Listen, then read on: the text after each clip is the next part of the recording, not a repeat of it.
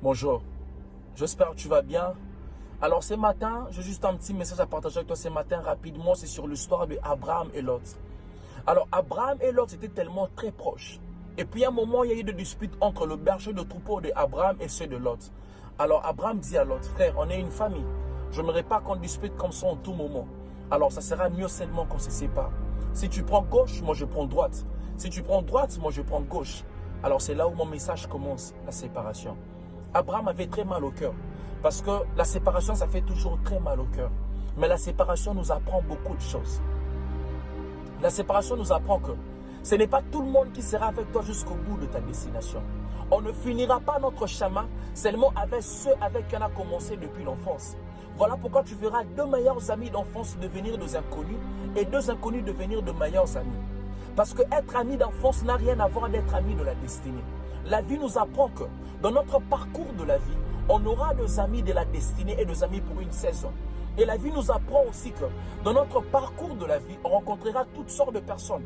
Certaines personnes seront une bénédiction pour nous et certaines personnes seront juste une leçon pour nous faire grandir. Voilà pourquoi ne jamais regretter le départ de certaines personnes dans ta vie. Le départ de certaines personnes est une bénédiction pour toi. Parfois, la bénédiction de Dieu n'est pas seulement dans ce qu'il nous donne. Parfois, c'est dans ce qu'il retire près de nous. Parfois, Dieu nous prive de certaines relations pour nous sauver. Voilà pourquoi ne jamais supplier quelqu'un de rester dans ta vie. Ce qui doit faire partie de ta vie fera toujours partie de ta vie. Et ce qui doit partir finira toujours par partir. J'aime cette phrase qui dit, une chose qui n'est pas à toi, même si tu la gardes, un jour la vie la rejettera. Mais ce qui est à toi, même si tu la jettes, un jour la vie te le donnera encore.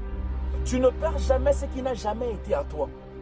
Ne jamais s'adapter à une relation qui ne marche pas dans ta vie. Plus tu continues à forcer une relation, plus tu vas souffrir toute ta vie. Tant que tu n'auras pas la force et le courage de te séparer de certaines relations dans ta vie, alors tu seras malheureux toute ta vie. Oui, au début, ça fait mal, mais à la fin, tu diras que c'était la meilleure décision à prendre. Plus tu continues à garder des gens qui ne sont pas bons pour toi, plus tu continues à te fermer des portes pour de bonnes personnes qui doivent venir dans ta vie. Le départ de certaines personnes donnera l'accès à de bonnes personnes de venir dans ta vie. Il n'y a personne qui tient ta vie entre ses mains.